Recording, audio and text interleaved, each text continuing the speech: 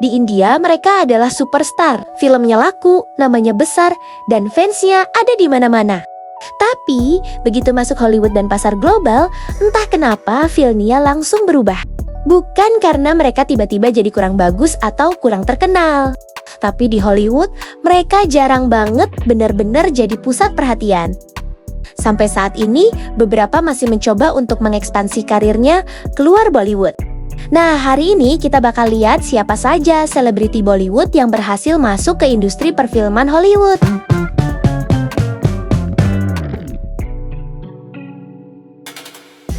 Kita mulai dengan Ali Fazal, seorang aktor asal Lucknow yang berusia 39 tahun. Ali Fazal mulai dikenal luas lewat film Three Idiots, di mana ia berperan sebagai Joy Lobo.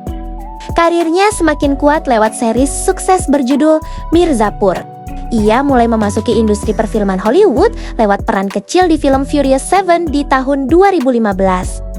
Di tahun 2017, Ali Fazal main di film yang berjudul Victoria and Abdul.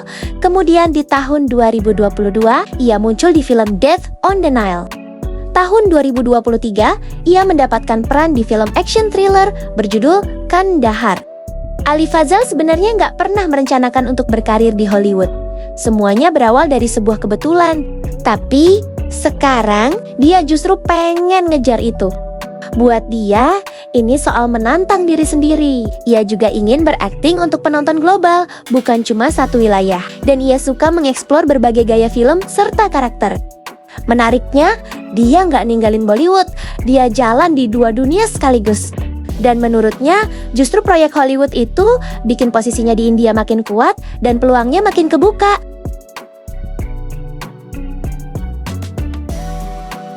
Kali ini, ada aktris dari generasi yang jauh lebih senior, namun ia tetap bisa masuk ke level global. Dimple Kapadia muncul di film Tenet tahun 2020. Walaupun perannya bukan yang utama, kehadirannya tetap meninggalkan kesan. Dia bukan karakter yang mendominasi, tapi juga bukan yang bisa diabaikan. Yang menarik, selama karirnya di industri film, Tenet adalah film pertama yang ia ikuti proses audisinya. Awalnya dia sempat ragu, karena memang bukan kebiasaannya ikut proses audisi. Tapi ia diyakinkan oleh tim casting, dan ternyata keputusan itu tepat. Penampilannya dipuji oleh filmmaker Christopher Nolan, yang menyebut bahwa ia memiliki karisma, ketenangan, dan kedalaman. Ada juga aktor yang mungkin nggak selalu berada di spotlight, tapi diam-diam sudah lama ada di berbagai proyek internasional. 4 dekade karirnya di Bollywood, dengan lebih dari 500 film, 2 National Award, dan 8 Filmfare Award. Awal karirnya nggak mudah, ia mulai dikenal lewat Sarans di tahun 1984, dan pelan-pelan menjadi salah satu aktor yang paling versatile di India. Anupam Kher berhasil tembus ke industri perfilman Hollywood dimulai dari film Bandit Like Beckham, Pride and Prejudice, Lust Caution, Silver Linings Playbook, dan The Big Sick. Ia juga muncul di TV series New Amsterdam. Sampai saat ini, ia masih tetap menyeimbangkan karir Bollywood dan Hollywoodnya. Dan gak cuma di depan kamera, Anupam Kher juga mendirikan sekolah aktingnya sendiri, yaitu Aktor Prepares yang berlokasi di Mumbai, tempat dia membentuk generasi aktor berikutnya.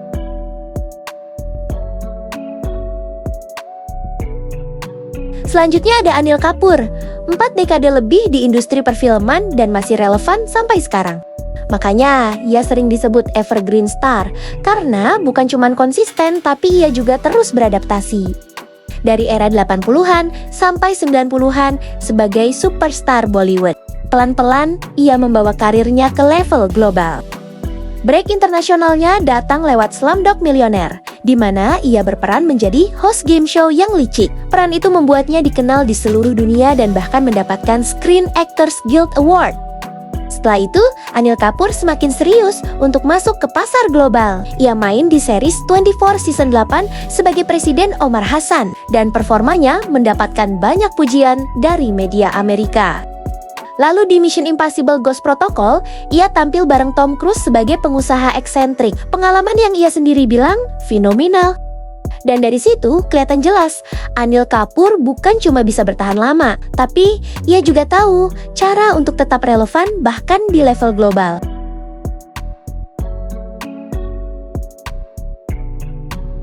Sekarang kita bahas Alia Bhatt. Karirnya bisa dibilang sebagai salah satu yang paling cepat naik level di Bollywood. Dari debut komersial sampai menjadi aktris dengan kredibilitas kuat. Dan seperti yang lain, dia juga mulai melirik pasar global.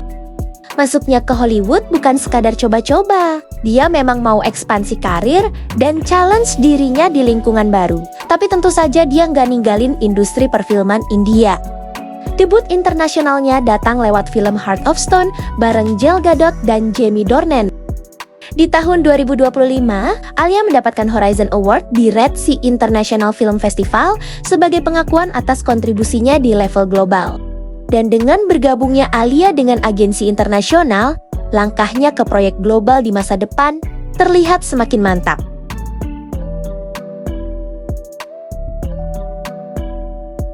Dari awal, dia memang beda. Dhanush bukan tipe hero konvensional, tapi justru itu yang bikin dia jadi powerhouse dengan akting natural dan pilihan peran yang berani. Namanya sudah besar di industri film Tamil atau Kollywood, lalu di Bollywood, dan akhirnya ke Hollywood. Dan langkah globalnya juga nggak setengah-setengah. Dia debut lewat film The Extraordinary Journey of the Fakir sebagai lead, bukan cameo. Lalu di film The Gray Man, dia tampil sebagai assassin lone wolf bareng Ryan Gosling dan Chris Evans. Dan meskipun screen time-nya nggak panjang, presensinya kerasa banget. Aksi dan intensitasnya mendapat perhatian global. Dan kalau dilihat dari awal sampai sekarang, karir Dhanush itu bukan soal mengejar film besar, tapi soal memilih cerita yang berbeda.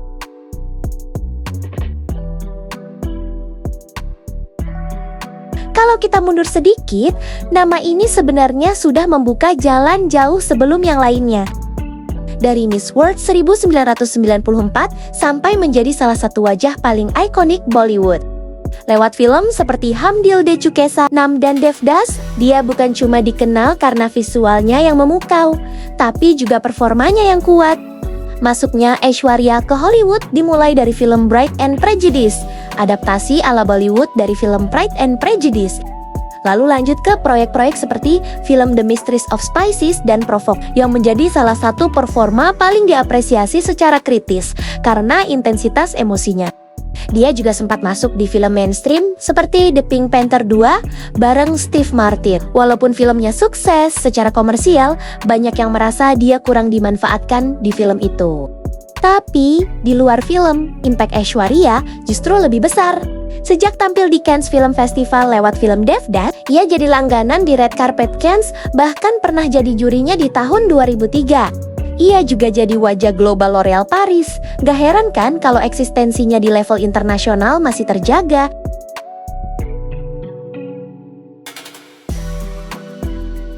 Deepika Padukone memiliki perjalanan karir yang menarik. Dari atlet badminton level nasional di masa remajanya, lanjut jadi model, lalu naik jadi salah satu aktris dengan bayaran tertinggi di Bollywood. Dan sekarang, ia adalah global icon. Yang bikin Deepika beda adalah versatilitasnya. Ia bisa main di blockbuster besar, tapi juga tetap kuat di film yang diakui kritikus. Masuk ke Hollywood pun bukan kebetulan, tapi langkah yang memang ia rancang. Deepika debut lewat film XXX Return of Xander Cage bersama Vin Diesel. Filmnya sukses global dan menjadi pintu masuk bagi Deepika ke audiens internasional. Di tahun 2026, ia bahkan mencetak milestone sebagai aktor India pertama yang mendapatkan bintang di Hollywood Walk of Fame.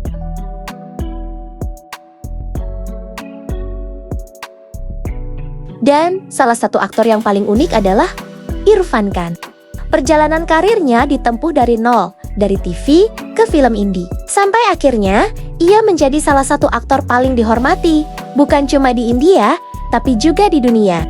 Ciri khas Irfan Khan adalah gaya aktingnya yang tenang, minim dialog, tapi dalam banget, dan justru itu yang bikin dia bisa nyambung ke dua dunia, India dan Barat. Menariknya, langkah internasionalnya bahkan datang sebelum namanya benar-benar besar di Bollywood. Film The Warrior menjadi turning point dalam karirnya dan bahkan bikin dia nggak jadi berhenti akting. Setelah itu, dia mulai dikenal audiens global lewat film The Namesake dan Slumdog Millionaire. Lalu ia masuk ke proyek yang lebih besar seperti The Amazing Spider-Man, Life of Pi, Jurassic World, sampai Inferno bareng Tom Hanks. Tapi yang bikin dia beda adalah Irfan Khan gak asal ambil proyek yang datang. Bahkan, ia pernah menolak film besar demi cerita kecil yang lebih berarti baginya. Dan bahkan, saat didiagnosis penyakit serius, ia tetap bekerja menyelesaikan film terakhirnya, Angrezi Medium. Irfan Khan meninggal dunia di tahun 2020.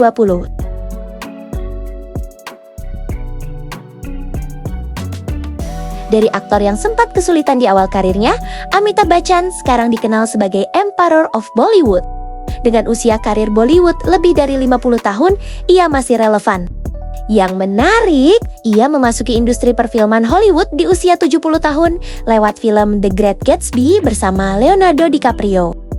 Perannya memang kecil, sebagai Mayor Wolfsheim, sosok misterius di dunia bawah tanah. Tapi, meskipun hanya muncul sebentar, impact-nya tetap terasa. Dan alasannya mengambil peran ini juga simple, yaitu sebagai bentuk respect ke sutradara Beth Luhrmann yang sudah lama mengagumi karyanya sejak film Soleil. Bahkan, kabarnya ia nggak meminta bayaran untuk peran itu.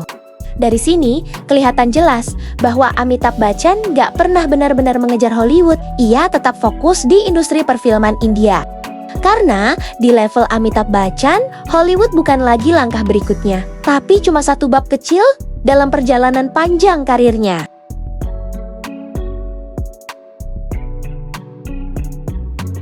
Kalau yang ini, beda lagi ceritanya. Dev Patel dan Freida Pinto sama-sama berdarah India, tapi jalur karir mereka nggak berhubungan dengan Bollywood. Dev Patel adalah aktor kelahiran Inggris yang memulai karir dari drama TV Skins. Lalu ia langsung main di Slumdog Millionaire, dan dari situ karirnya langsung full internasional. Dia lanjut ke proyek seperti The Best Exotic Marigold Hotel, The Newsroom, sampai Lion yang membawanya mendapatkan nominasi Oscar. Dan sekarang, dia juga menjadi filmmaker lewat film Monkey Man.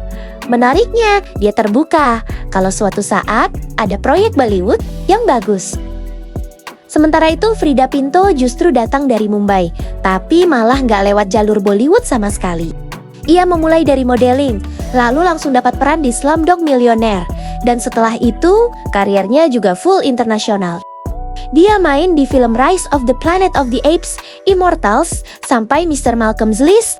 Dan dia cukup vokal mengatakan bahwa ia lebih memilih film yang punya makna dibanding film-film komersial Bollywood. Jadi kalau dirangkum, keduanya punya titik awal yang sama, yaitu Slumdog Millionaire. Mereka bukan dari Bollywood dan juga nggak berkarir ke sana. Mereka langsung ke panggung global dan membangun karirnya di sana dari awal.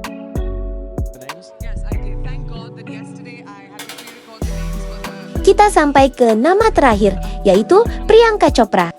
Mungkin ini adalah salah satu transformasi paling niat dari Bollywood ke pasar global. Dari memenangkan Miss World tahun 2000, jadi superstar lewat film Andas, I Trust, sampai performa yang kuat di film fashion dan Barbie. Di India, Priyanka sudah berada di puncak popularitasnya. Tapi justru di titik itu, dia memilih untuk memulai lagi dari nol. Ia pun pindah ke Amerika, bukan sebagai bintang besar, tapi sebagai aktor yang harus membangun ulang semuanya sambil menghadapi stereotip soal aksen dan latar belakangnya. Break besarnya datang lewat Quantico. Di situ, dia adalah lead dan menjadi aktor South Asian pertama yang memimpin serial TV network Amerika. Dari sana, jalannya semakin terbuka. Dia lanjut ke proyek lainnya seperti Baywatch, Isn't It Romantic, The White Tiger, The Matrix Resurrections, Love Again, dan yang terbaru, The Bluff bersama Karl Urban. Dan lewat seri Citadel, dia makin ngunci posisinya di level global. Tapi yang sering gak banyak dibahas, keputusan dia ke Hollywood juga dipicu rasa lelahnya dengan dinamika dan politik di Bollywood. Bukan karena dia mau ninggalin India, tapi karena dia butuh ruang baru. Sekarang, dia justru jalan di dua dunia, masih ambil proyek India sesekali sambil tetap aktif di Hollywood. Dan di luar layar, dia juga membangun power lewat production house Purple Pebble Pictures serta presence kuatnya di event global. Jadi, kalau yang lain mencoba menyeimbangkan dua industri, Priyanka benar-benar hidup di antara keduanya dan menjadikannya identitas. Nah, sahabat Bolibolo, itulah beberapa nama besar Bollywood yang pernah mencoba berkarir di Hollywood. Di India, mereka adalah pusat cerita atau lead, sementara di Hollywood seringnya hanya jadi pendukung. Dan dari semuanya, karir Priyanka lah yang kelihatan paling mendekati kesuksesan di Hollywood. Nah, menurut kalian, kira-kira siapa lagi selebriti Bollywood yang mungkin akan melebarkan sayapnya ke Hollywood? Tulis pendapatmu di kolom komentar dan jangan lupa subscribe untuk info Bollywood lainnya.